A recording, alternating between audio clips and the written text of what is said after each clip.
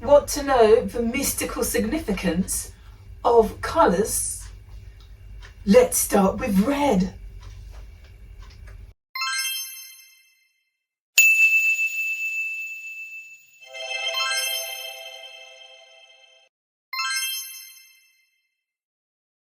Through the magic of video editing, I'm at home wearing a mostly red outfit.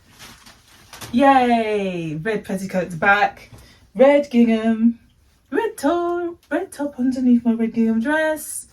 This is Dolly and Dotty. This is Uniqlo from when Uniqlo first opened in 2013. So, shock, this dress is this skirt is really old. This cardigan is really, really old. So, yeah.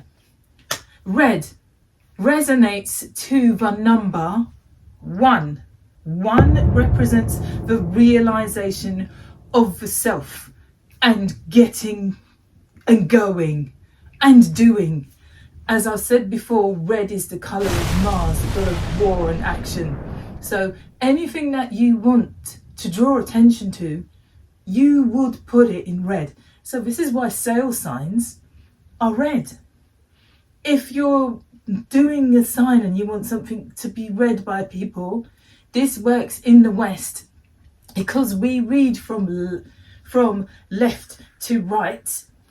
You will put your red sign or your red text on the top right, like there.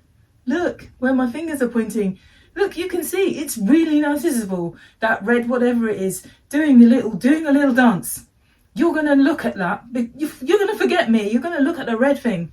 Red, if you are old enough to remember when Twitter started, I am. Twitter, originally, its likes and shares, it used to be a little blue star. People didn't respond to that because it was blue.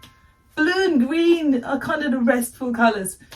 Soon as they changed it, I will put the person who was responsible for that change. Yeah, they are regretting it a little, to say the least.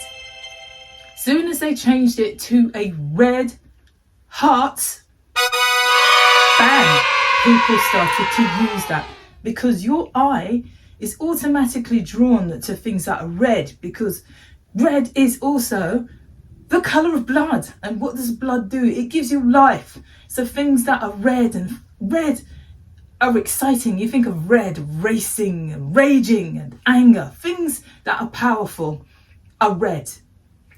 Interesting, little story about me.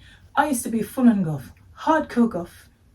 There are somewhere there, if you look on some 90s films, alternative films and big films and videos, I used to make a living being a goth for a living. Those were fun times. I got a bit bored of wearing black, and the first colour that I introduced into my wardrobe was red. I've been your fashion fairy godmother, and I've taken you to school on red. So get some red in your wardrobe. Start small if you're shy, just like I did, and then eventually you can be full on. So I have been your fashion fairy godmother. Go wear some colour and go with glamour. Bye.